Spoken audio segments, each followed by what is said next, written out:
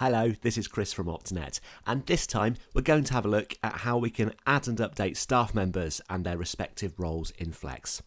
This is a useful as and when job when perhaps new staff starts or you're wanting to give staff different privileges on the system and also see a few of the important features of the role-based nature of Flex.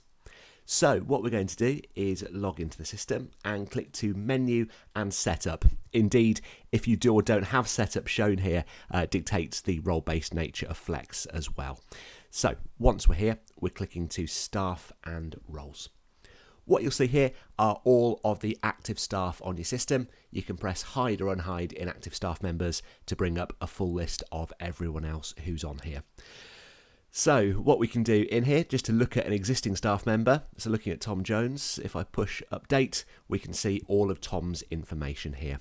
Here's basic contact details, that's what we need for Flex, I should say, the first name and surname.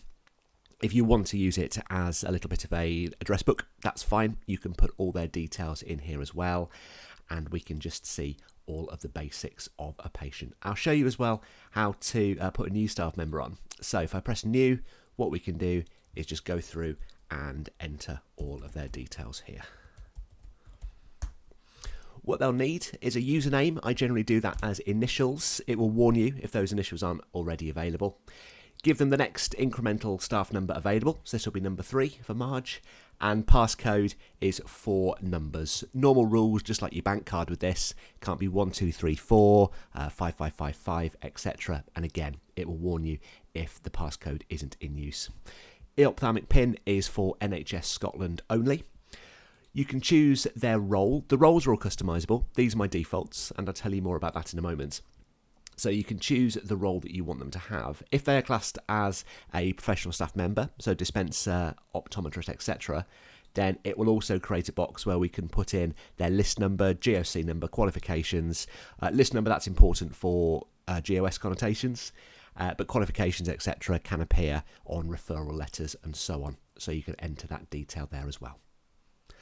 All the branches which are available are shown in this left-hand little table here. I'm just going to give access to the only one I have. But for example, you could have 4 branches here and you only want them to have access to so-and-so and set a default branch. Again, may seem slightly spurious, but even if they've just got one, then that's what we need to set. If I press save, Marge is now on my system. So that's how we can add and update staff. But how about their actual role? Well, to do that, these are the roles which Flex ships with down towards the bottom left-hand corner. All, of course, are completely customizable. For example, you might want to call a receptionist an optical assistant. Let's have a look at how we could change that. If I double-click or press update, then it brings up all of the different role-based options. So nothing which the personal staff member is affected by, so Marge in my example, but looking at all of the different options that they have. It's probably best if you head to our portal through flexhelp.co.uk to see and understand what all of these various things mean. But obviously, you can drop us a ticket or a chat or a tweet or an email if you do need a hand with it. And available reports. This shows all of the different reports which that staff member will have access to.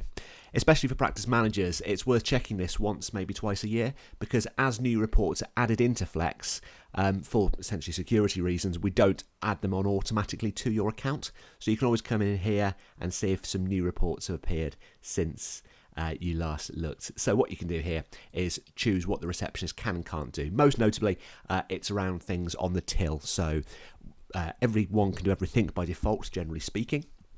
But if you're wanting to change till privileges especially, that's the most common thing which we see changed in here.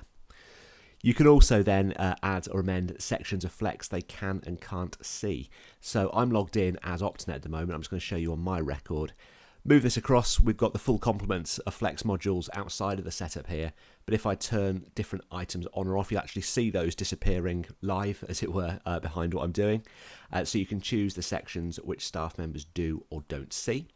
A couple of those are expandable, which is business intelligence for the different management information. So it may be receptionists do need BI just to get to reporting, but as you've seen, you can choose the reports they could or can look at. And the setup also is one way you can choose what people can and can't see. So if I turn off a couple in here, you'll see them disappear on my record. Here's a tip: don't turn off staff and roles for everyone, or you won't be able to get back to this screen. Well, you'll need to get in touch with us if you do. I did that once at a trade show. It was great. Anyway, what you can do here is go through and turn these on and off if you require. So let's say you wanted to make a new role. So for example, you want to make a practice manager who's not an optometrist. What I could do is press copy role, and I'm going to copy the practice manager role because I just want that essentially just the same, but for them not to be a clinician. I'm going to call that PM non-optom, and they've now appeared in the list. And I could just untick optometrist, so they're no longer an optom. Examples of common support calls are: can you help me set up a new staff member? Yes, we can. Can you help me change privileges? Generally, if it's the practice manager or designated flex expert at the practice who's getting in touch with us, yes, we will. But often we will just need a quick confirmation on the phone or a quick email to say it's okay to change those if it's perhaps just one of the receptionists or DOs phoning up for that. Also, we get queries saying, oh, I've changed so-and-so's role and now they can't see X, Y, Z. And again, that will just come down to the different tick boxes we see here. So especially on a group-wide level, you can set your own hierarchies and change this around. And again, hopefully this starts to illustrate the importance of making sure you're always logged in as yourself and what your own PIN code does. But to summarise again, we can get to all of this by clicking onto Menu and Setup, and you'll find the staff and roles options under there.